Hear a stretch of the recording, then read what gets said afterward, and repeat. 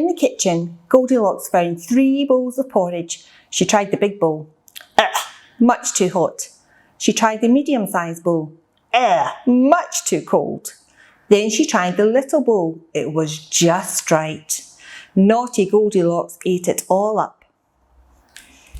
Hi, my name is Michelle Tolan. I'm Head of Speech and Language Therapy at Kids First. Today I'd like to speak to you about how to use books to help your child's language development. As we know, we have very different books depending on the child's age and stage, from very, very simple books with a little drop of text and simple pictures, up to more complex stories with more text, all the way up to our children reading books that have very, very few pictures and lots more text. But why do we use books?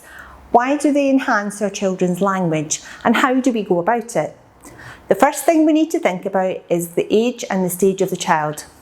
It's very important to pick the right kind of book for your child. For younger children, right at the beginning when we're showing them books and letting them experience it straight away, the key thing is we're looking for joint attention. We're looking for the child to be looking at the pictures at the same time as you are, to be looking at the books at the same time as you are, and this helps us to develop their attention. At this stage, we don't have to worry too much about the text in the book. Hopefully, as you go, the child will become engaged with the pictures, and interest in the written word should follow with lots and lots of exposure. We use books so that we can develop the child's knowledge of object names and nouns, and also verbs. It's really important at the early stage not to focus only on the labelling of the pictures or the labelling of the words, but also to incorporate the action words. The man is driving the car, as opposed to just car.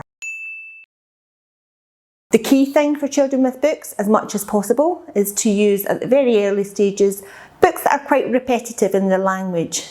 The beauty of books is that the language is static, and we can say the same language over and over again, so children find it easier to learn the words. Familiar text helps the child to be able to participate in the book reading experience.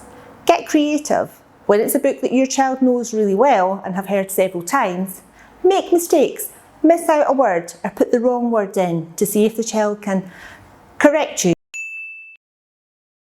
The other thing you can do when children are a little bit younger is to give them actions that they can do as they're reading the story. So for example, it could be animal noises when the dog is mentioned, or it could be an action if the story is about the farmer digging. Often we tend to be led down the path of pointing to the word and asking the child to say what it is.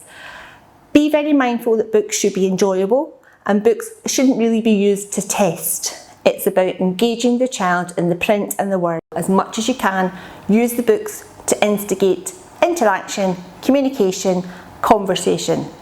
Key thing being, imagine, imagine, imagine. As children get older, they can imagine lots of different scenarios for how stories can end, and we need to maximise that so that they can use the book as a stimulus for lots of language use.